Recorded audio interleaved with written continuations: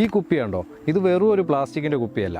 ഒരുപാട് കോടിക്കണക്കിന് രൂപ മുടക്കി കൃത്യമായി എഞ്ചിനീയറിംഗ് ചെയ്യപ്പെട്ട ഒരു അത്ഭുതമായിട്ടുള്ള ഒരു കണ്ടുപിടുത്തമാണിത്. പറയുമ്പോൾ കോമഡി ആയിട്ടൊക്കെ തോന്നുമെങ്കിലും സംഭവം സത്യമാണ്. ഇതുപോലുള്ള ഒരു സോഫ്റ്റ് ഡ്രിങ്ക് ബോട്ടിൽ എന്നാൽ ഒരു ബ്രാൻഡിന്റെ ഐഡന്റിറ്റിയാണ്. ഞാനിപ്പോൾ കാണിക്കുന്ന ഓരോ ബോട്ടിലും ടാഗ് ഇല്ലാതെ തന്നെ നിങ്ങൾക്ക് ഏത് ബ്രാൻഡാണെന്ന് തിരിച്ചറിയാൻ പറ്റുന്നുണ്ട്. ആ ഐഡന്റിറ്റി ഉണ്ടാക്കിയെടുക്കാൻ ഓരോ ബ്രാൻഡും ചെലവിട്ടത് കോടികളാണ്. സോഫ്റ്റ് ഡ്രിങ്ക്സിൽ അധികവും കാർബണേറ്റഡ് ബീവറേജുകളാണ്.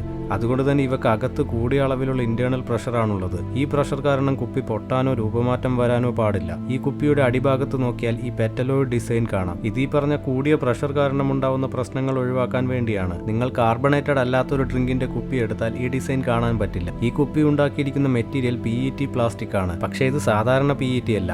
എഞ്ചിനീയേഴ്സ് ഈ ആവശ്യത്തിന് വേണ്ടി ഒപ്റ്റിമൈസ് ചെയ്ത PET ആണ്.